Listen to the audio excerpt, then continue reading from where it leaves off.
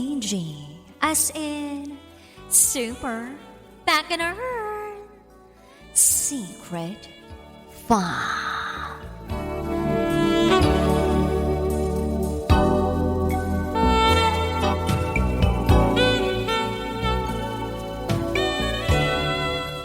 Natikman ko ang P ni Tita.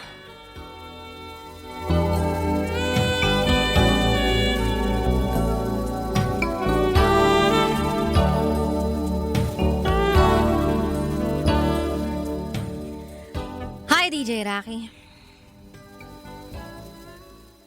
Solid fan mo ako sa iyong programa sa Love Radio at podcast sa Spotify.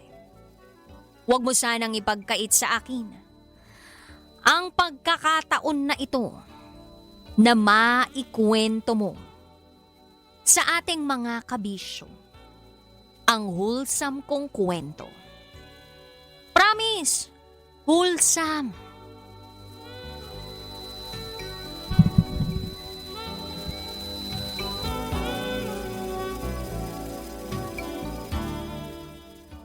Itago mo ko sa pangalang Anthony. At ito, ang aking SPG. As in, super backgammon secret file.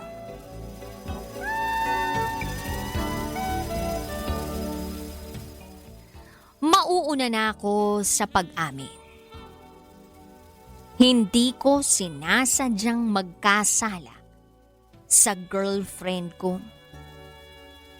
Dahil habang kami pa, nakatikim ako ng iba. Yes, DJ Rocky. Nakatikim ako ng P ni Tita. Si Tita ay mama ng girlfriend ko. Itago natin si Tita sa pangalang Tita Maris. Si Tita Maris ay 20 taon ang agwat sa edad ng girlfriend ko. Nakaedad ko lang naman. Mataas naman ang respeto ko sa kanya. Kaya kapag may gusto siyang ipagawa o ipatikim sa akin, hindi ko siya kayang tanggihan. Lalo na noong utusan niya akong tikman ang kanyang beef.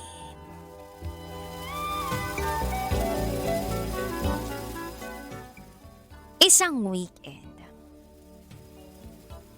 nagkaroon ng company outing si girlfriend. Naitago natin sa pangalang Jella. Malas lang. Kasi, hindi siya pinayagang isama ako. Kaya naiwan akong mag-isa. Nasa bahay lang. Tapos, biglang nag-ring yung cellphone ko. May tumatawag. Tiningnan ko kung sino. Aba, si Tita Maris. Sinagot ko yung phone call at nag-usap kami. Sabi ko, "Hello Tita, good morning." Sagot ni Tita, "Hello Anthony. Iho, total wala dito si Jella. Daan ka naman dito. Wala kasi akong ibang kasama. Punta ka naman at may ipapatikim ako sa'yo."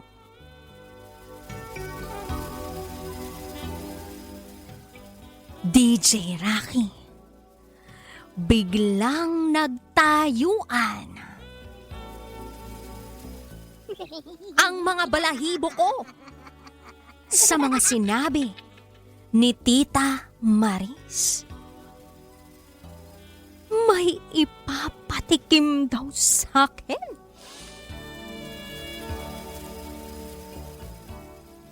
Kaya mabilis akong nag-ayos ng sarili.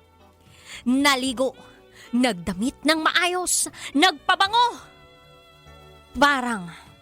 Parang si Jella ang kikitain ko pero hindi. Mama niya pala, si tita. At may ipatitikim daw sa akin. Ano kaya yun? Hindi na bale. Nakakahiyang paghintayin si tita kaya binilisan ko ang pagpunta sa kanila. Less than an hour, nakarating ako sa bahay nila.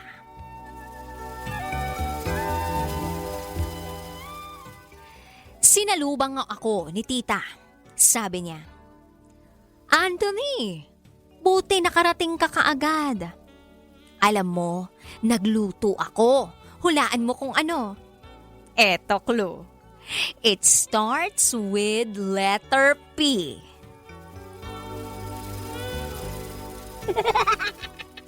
Sumagot ako. Ano kaya yan, tita? Pochero? Pata? French fries? Sige na nga, tita. Sirit na po. Sumagot naman si tita. Ikaw talaga. Ano? P as in pasta with oyster and shrimp? Tingnan mo naman. Oh, presentation pa lang. Mukhang masarap na. O sige, tikman mo na. Ikaw mag-judge kung masarap nga. Pag nasarapan ka, magbebenta ako sa office mates ko next week. Binigyan ako ng tita ng isang bowl ng kanyang pasta. Tumikim ako at sobra akong nasarapan. At hindi ko na namalayan. Naubos ko na yung buong bowl ng pastang niluto niya. Tuwang-tuwa siya sa akin kasi na-appreciate ko yung niluto niya. At sa sobrang saya niya, naglabas siya ng whiskey na mataas ang alcoholic content. Sabi niya, inom daw kami. Bored daw kasi siya. Kahihintay kay Jella. Kaya ayun. Nag-inuman kami. Ilang shots pa lang ang nainom ko ay tinamaan na agad ako. Si Tita Maris naman, ibang-iba kapag nalalasing. DJ Rocky, naghuhubad si Tita. Hinubad niya yung damit niyang pang-itaas. Naiinitan daw siya. Hindi na ako nakaiwas ng tingin. Nakita ko siya na may suot lamang sa pang-itaas ng bra. Kahit hilong-hilo na ako, kitang-kita ko yun. Naramdaman ko rin na parang hihimatayin na si tita sa kalasingan niya. Kaya with all my strength, inalalayan ko si tita papunta sana sa kwarto niya. Pero hindi na kami umabot sa kwarto. Napahiga kami sa kusina. At nadaganan ng 2 hita ni Tita Maris ang ulo ko.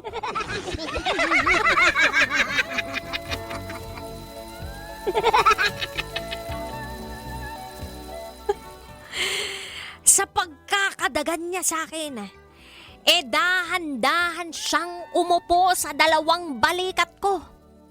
At malamang dahil na rin sa sobrang kalasingan, ay hinubad niya ang kanyang underwear. Kung kaya't nakakuha ako ng bird's eye view sa kanyang lumantad na mahiwagang pee. Na sumasagi na rin sa matulis na bigote at balbas ko dahil kakashave lang yan kanina. Hindi ko makalimutan ang dalawang salitang binigkas ni tita habang nakaganon siya sa akin. Sabi niya,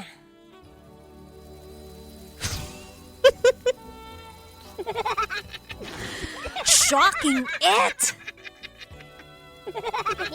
Wala na, DJ Rocky. Nag-merry-go-round ang dila ko. Sapi ni tita. At panay naman ang hawak ng mga kamay ni tita sa kanyang dalawang bulkan. Grabe! Sa sobrang sarap, nakalimutan kong girlfriend ko pala yung anak ni tita. Aayaw na sana ako kaso bigla niya akong sinabunutan. At pinapasok palalo niya ang mukha ko sa kanyang pi. Wow! At natapos nga ang pagpapatikim niya sa akin. Pero sa totoo lang, DJ Rocky, ay nagilty ako sa nangyari dahil sa pinagawa niya sa akin. At ang huling biling niya lang sa akin pagkatapos noon ay, "Anthony, never tell Jella what happened between us. Never." Ang naisagot ko lang ay, "Okay po, tita." But deep inside, alam kong hindi yun dapat nangyari. Kaya ngayon, I am forced to hide that big secret with Jella, my girlfriend. Kaya sa secret file na lang na ito, ako hihingi ng tawad sa kanya. Jella, I am so sorry. May nangyari sa amin ni tita. Napasubo ako. Literally. If ever you find out, sana mapatawad mo ko. Mahal kita. Nagkasala lang ako. And that, DJ Rock, is my biggest and darkest SPG secret. Ang ipinagtataka ko lang, pag nagkikita kami ni tita sa bahay kasama si Jella, it's as if walang naganap sa amin that weekend. Ganun ba siya kagaling umarte na parang wala lang? Ang lakas ni Tita Maris, pang best actress. Maging best actor din kaya ako sa pagtatago ng katotohanan. Merong tikimang naganap between us ni Tita. Sana nga no, hanggang dito na lang po, DJ Rocky. Salamat sa pag-ere. Muli, ako si Anthony. At ito, ang aking SPG, as in Super Pagner Secret File.